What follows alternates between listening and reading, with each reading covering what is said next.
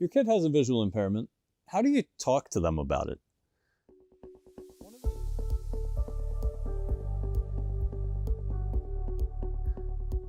One of the critical questions there is, were they born with it?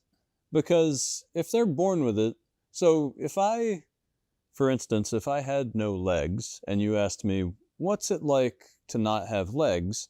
I wouldn't be able to answer that question because I never had legs.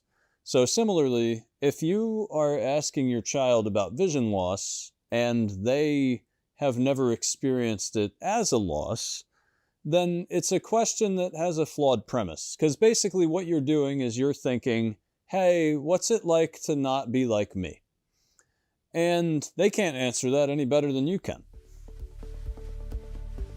Differentiating impairment and disability. Why is it important?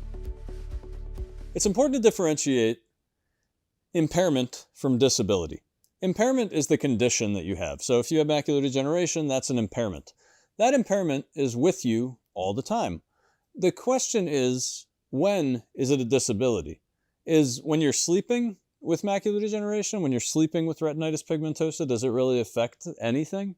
Not really, right? So what you're really wanting to focus on is when it's a disability. So when is the condition that you're dealing with preventing you from doing something that you want to do? And that is the place that you want to be working. So when your child has a visual impairment, that visual impairment does not necessarily affect them on a moment-to-moment basis. When it really does affect them is when they're trying to do something that they can't do. And that is where you want to meet them. Your child with this impairment, if they've never known another way, they're not going to necessarily understand the causality that the impairment is the reason for the disability. So it's really important to distill down and find out what the problem is and ask questions that might help lead to the answers that you need. Why are early eye exams crucial for kids?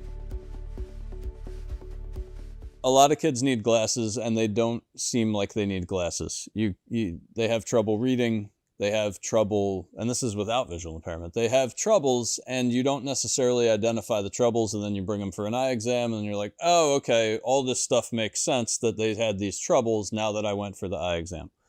So just keep a closer eye on visual tasks that they're having trouble with. So this is the idea of vision development since birth. And I mean, you as a parent, even working here, you wouldn't necessarily know that your son is having any developmental issues with his eyes, especially when they're super smart. Because when you're, like one of the most fascinating things is how many people have dyslexia that are in just like powerful positions and just kind of faked their way through everything, but ended up with these like, superhuman powers outside of reading that got them through the places. So I mean, yeah, just being able to, I would pull a eye doctor in sooner than later.